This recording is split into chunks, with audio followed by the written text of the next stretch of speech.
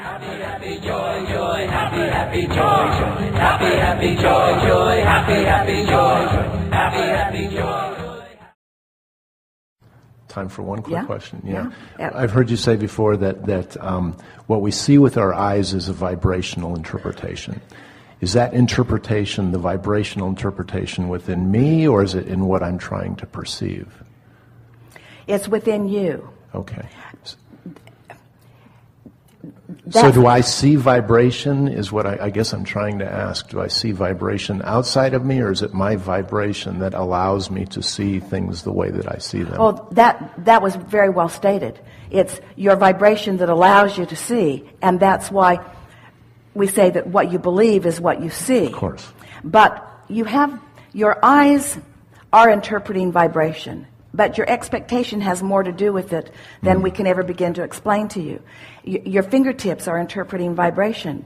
And in this conversation, what we're always seeking to awaken is that there is a vibrational frequency that you don't see with your physical senses, that your emotions are giving you. And that's the blending or not with that empowerment that you're reaching for.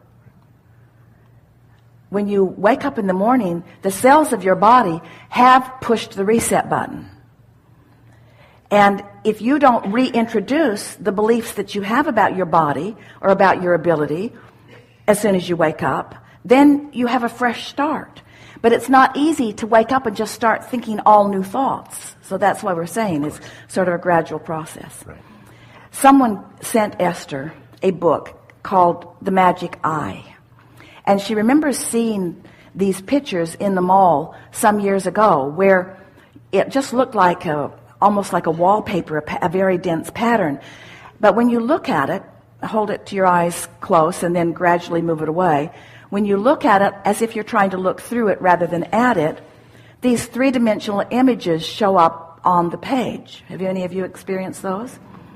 Esther remembers when they were in the mall, she would get really good at it. She would, especially if they had glass in front of the picture, because she would look at her own reflection in the glass. And because she was not looking at the image, but she was looking at something other than the image, then the three-dimensional image would jump out. So someone sent her a book of it, and she remembered seeing it years and years and years, even before she knew us, was the last time she had looked at that. And she read the description of how they were describing to see the three-dimensional images. And she laughed because it's exactly the description that we've been giving people to see energy or to see auras. Can you see an aura around Esther here? Yeah. Some of you. When you look at her, rather than looking at her, try to look through her. Try to see something on the wall behind her. So you're softening your vision. You're a bit close. Take your glasses off. Your eyes are trained to see what you see. That's that expectation. But you can see more than you've trained your eyes to see, but you can't do it by looking in the same way that you've been looking, which is very much what you just said to us. Mm-hmm. So as you look at Esther, try to look through her, and what you may see is a sort of, it would be like a shadow if it was absence of light, but it's the presence of light, so it's like a light around her. Even sometimes you can see it between her fingers. Can you see it? Mm-hmm. So keep looking, just softly. If you can't see it, it just means you're demonic.